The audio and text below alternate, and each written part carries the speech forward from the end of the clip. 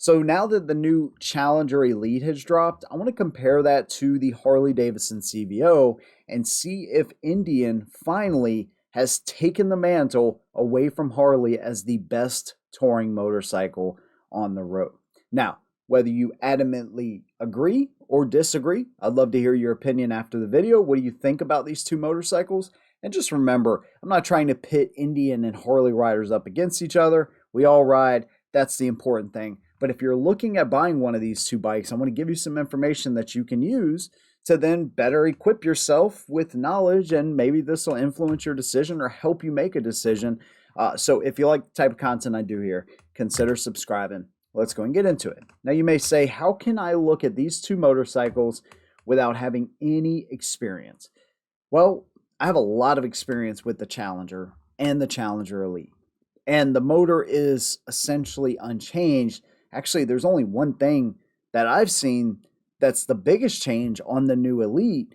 And when it comes to Harley Davidson, I spent a lot of time with the Road Glide. I own a Road Glide. This one specifically, I don't have any seat time with it yet. So we'll just kind of compare what's on paper here and try to come up with some kind of conclusion. But obviously getting on the machine and riding it, it's going to tell a different story. But I'll just tell you what I know and, not try to pretend like I know everything about it, but just tell you the things that I do know right out of the gate. So here's the new Elite. And I've reviewed this bike now for the past 2 years. And I think last year they made 150 of these. This year they're making 325. So a little less exclusive. I don't know that that's necessarily a bad thing though, because these bikes are absolutely stunning. Even the one from last year, I really love these motorcycles. So if you like the Challenger, when you see one of these, you may think, oh, it's just a different paint job or it's just, a few additions. They really are a stunning motorcycle in person. So this really doesn't justify it at all, but new color. So charcoal candy over the black candy. So essentially you have, the red candy apple type of look, or the Indian red really. And then it's like an acid washed stripe that they do from the fairing to the tank back to the bags. And then of course, you have like this black metallic. Now, typically black bikes, I'm not a huge fan of. You really got to take care of them. And I don't like to clean my bike that much. I like to ride it more than I like to clean it. So it is a beautiful bike. Probably because of the color, even though I love black and red, I don't know that I would buy it. Maybe I would and just get some like crazy good protectant to put on there. So that way I could just hose it off and go about my day, because I hate swirl marks, and black just gets swirl marks in there if you do anything wrong with it. The bike looks stunning. Don't get me wrong. I just know the amount of work that has to go into these things. Hey, maybe you guys know something I don't, but that's one thing I can say. Now, the other thing that is unchanged on the Challenger Elite is the 108 Power Plus. Now, I have to say, if I was working at Indian and I was designing these motorcycles, I probably wouldn't change it either. I mean, it's 128 foot-pounds of torque and 122 horsepower. How does that compare to the CVO? Well, this one, of course, is VVT. It's got the same bore as the 117, but a longer stroke. It's, of course, getting more air in there, variable valve timing. It's 139 foot-pounds of torque and 115 horsepower. So considerable more torque than the Power Plus, which is quite a change. Even, for Harley, the 117 was close. The 121 puts them over when it comes to the amount of torque that engine is producing. And we don't buy big baggers necessarily for the horsepower, but I'll tell you something. I rode one of the 134 horsepower Challengers. I think it was this past year. And let me tell you, that thing was an absolute monster. So when you pair that amount of horsepower with that torque, these things are wicked fast for what they are. 800, 900 pound cruisers. Yeah, that's the goal. That's where I want to be, because that's just awesome. And everything is going to be bigger and better. That's just what it's always about. So when some people say, well, why do you need more than that? Well, you don't. Well, and if that's the case, why do you need more than one gun? Well, technically you don't, but why wouldn't you have more than one? Why wouldn't you want to have more than one motorcycle? That's just the way It is. And if you can get bigger, better power out of these things, I'm all about it. But like I said, the 108 Power Plus is just a monster. Our 26.5-inch seat height, relatively low to the ground. So no matter how tall you are or how short you may be, it's pretty easy to flat foot these bikes. One thing Indian does well compared to Harley right off the rip is they have a better center of gravity, I feel, or just a lighter weight motorcycle altogether. And so it really feels lighter off of the kickstand compared to Harley. You feel all 900 pounds on that Harley. So, it's just one of those things. It's interesting. A couple of the other things that have stayed the same and some things that I want to compare here is the lighting. So you have the adaptive LED lighting on the Challenger. So essentially, as you lean into the corners, it will provide more light to the left or to the right, depending upon which way you're leaning. This fairing design and the light itself changed last year a little bit. The light design did, and it's unchanged this year. I think I'm okay with that too, because I really like the way the Challenger fairing looks. It's got more of a bubble appearance than the Road Glide, but it still looks really, really good. I think this thing is pretty awesome, to be honest with you. Big turn signals on either side of the Cyclops light, and then we have the Pathfinder driving lights below that on either side of the fairing. Of course, Harley really changed the game with their lighting this year. As opposed to two LEDs with standard turn signals, now we have a Cyclops appearance and the turn signals with this big light bar that goes all the way across the front of the fairing. I made a video talking about if this is a copy of Indian, and it may be similar, but it's not a copy. It's not the same. They did their own thing here, putting their own twist on this, and I really think they did a good job. One thing that sets this off for me personally, and like I said, I haven't seen one of these up close just yet, but one thing that really sets it off is this shark nose appearance they still have. So it's not like it's fully flush in the front. They just kind of chop it at such a nice angle, and all of the body lines and everything just looks so sharp on this thing. I'm really digging it. Non-adjustable windshield. So you do have an adjustable flared windshield on the Challenger, kind of like a Clockworks. So with the touch of a button, you can adjust that wherever you want. We don't have that on the Harley. If we look at the tank designs of each one of these, they both have 6-gallon tanks. The Indian is bigger and maybe a little more bubbly, if that makes sense, where you have a standard teardrop style on the Harley. So it has a slimmer appearance from the side, and then once you get on the bike, it obviously widens out. And that just says what it is. I think both of them look good, but I prefer the one on the Harley. I kind of always have. That's kind of unchanged. The new wheels on the Indian. So we have a 10-spoke wheel as opposed to the 5-spoke of the last year Challenger Elite.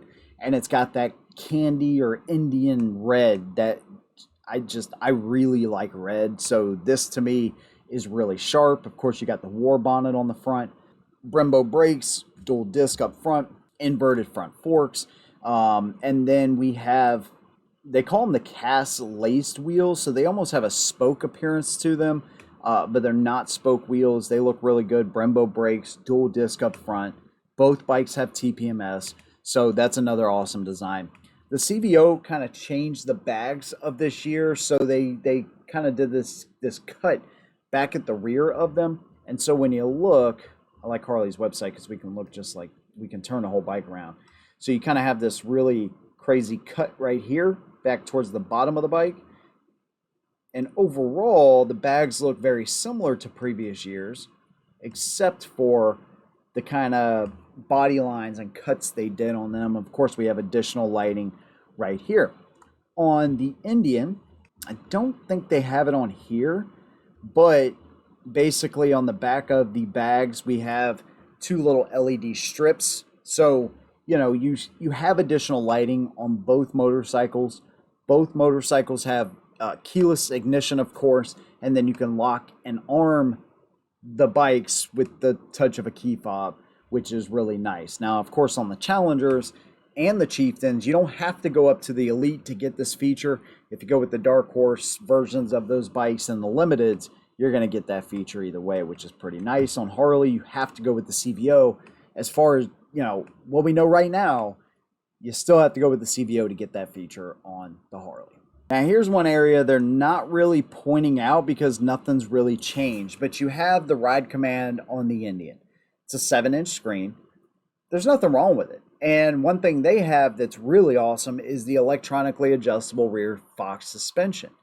With the touch of a button, you can put your weight, if you have a passenger, if you have a tour pack, how much weight is in the saddlebags. It will automatically adjust all of that for you.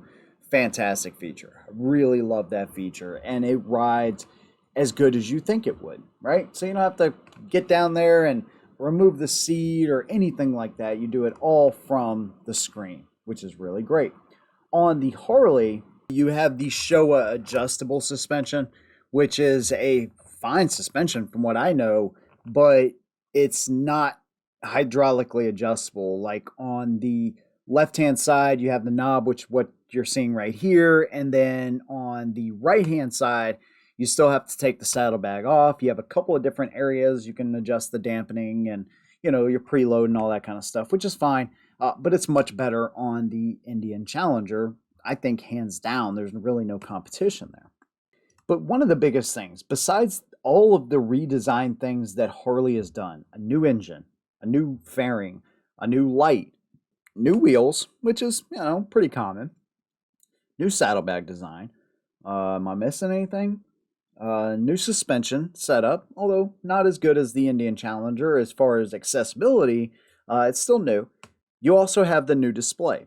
Now, this is not in order of importance, but when you look at all of the things that Harley has done here, makes it look so wildly different than the Road Glides before it. And that's a pretty bold thing for them to do, considering how well received the Road Glide has been up to this point. Over the past few years, it has just been a staple, and for them to go and change that and the Batwing fairing in the same year, that's pretty ballsy, but they're willing to do that to push the bar forward. So I really appreciate that kind of stuff.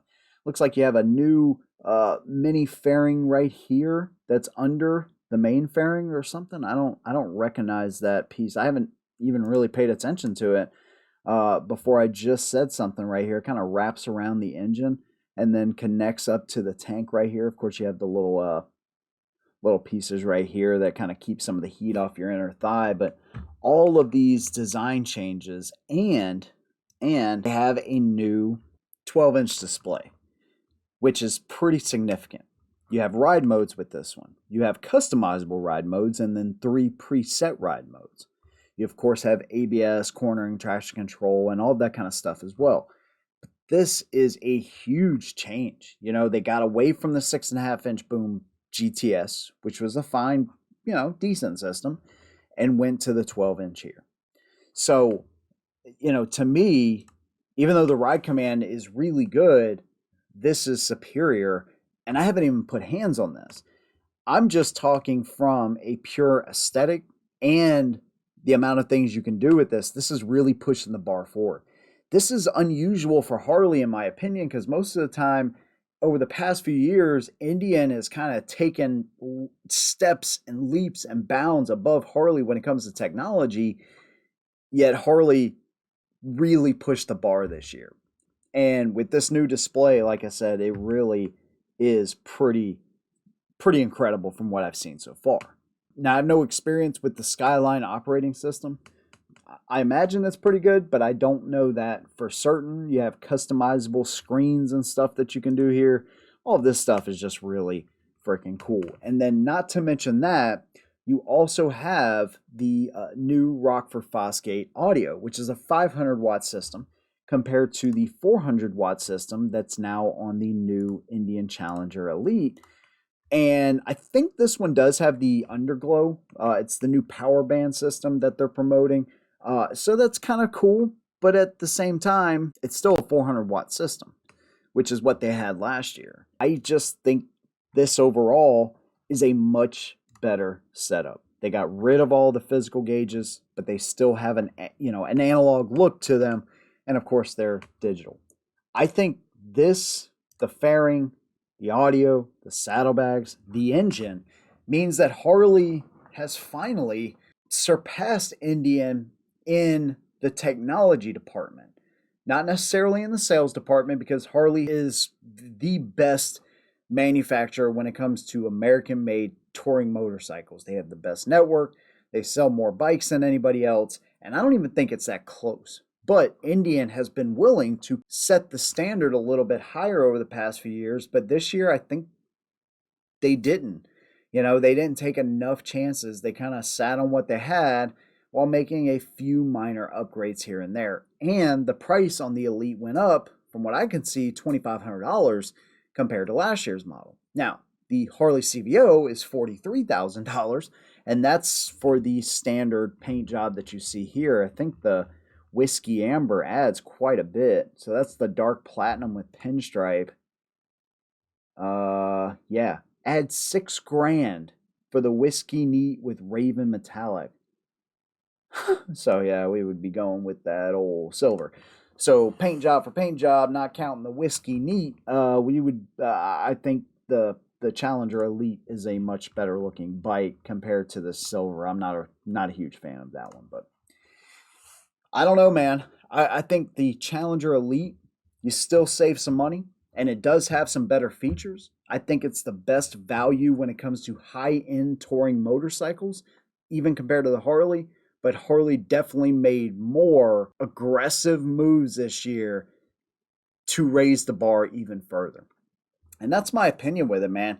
I love both motorcycles. I love both companies. I ride a Harley. I review a lot of Indians. And like I said, I'll keep doing this because I really like both of these. But the ultimate goal is to get both of these side by side and see which one truly is better once I ride them and spend some serious time with them. And I tell you, one thing that would be interesting is to have both of these on a road trip, get one of my buddies involved, have both of them, and just ride 1,000 miles and just put a bunch of miles on them and see which one turns out to be the best machine over an extended amount of time. Because sometimes that does tell a different story than what's on paper. But this is what we have so far. I'd love to hear your opinion down below. What do you think? Do you think Indian pushed the bar enough? Do you think what they have is good enough to compete with Harley? Or do you think that Harley pushed the bar further this year than what Indian did? Love to hear your opinions down below. Big thanks to you guys. If you like what I do, consider subscribing. You could also join us on Patreon or join us on the channel right here and never have to leave YouTube. Big thanks to you guys. See you in the next one. And as always, hold them down.